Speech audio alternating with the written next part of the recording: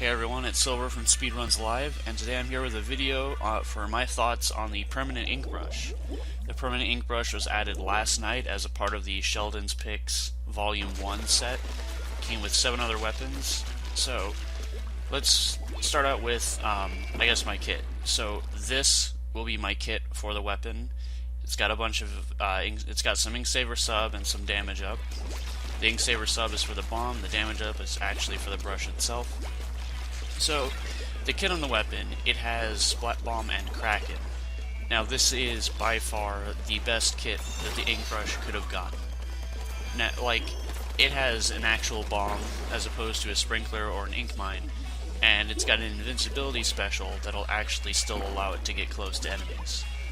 The problem with the other Inkbrushes is that they were obviously more focused towards Turf War, while the Octobrush was meant to be more of a balance between actually playing, objective-based modes and still being able to cover turf very well.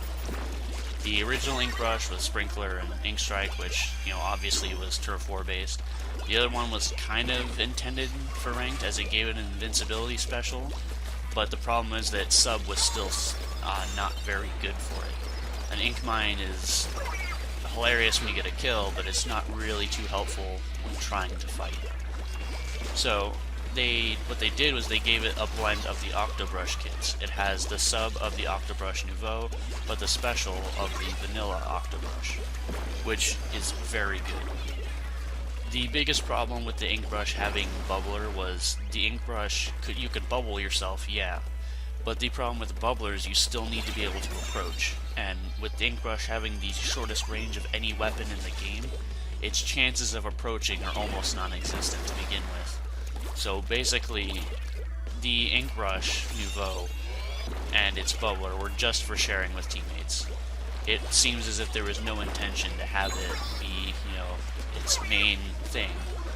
But with the Permanent Inkbrush, which I'm just going to call the Perma Brush, or Permanent Inkbrush for simplicity's sake, it actually has a kit that seems to be intended more for ranked, unlike its other versions. So, all of last night, while Tudos was streaming, there were a bunch of people in his chat asking me if I would be switching from the Octobrush to the Permanent Inkbrush. And all I'm going to say is, probably not. The Permanent Inkbrush may end up being my actual first secondary weapon. I do use a fair amount of other weapons that people don't see me play, because I don't, actively play them. But the Permanent Inkbrush may end up being the first actual sub-weapon secondary weapon that I use. And will definitely be a weapon I will use until I hit max turf with it.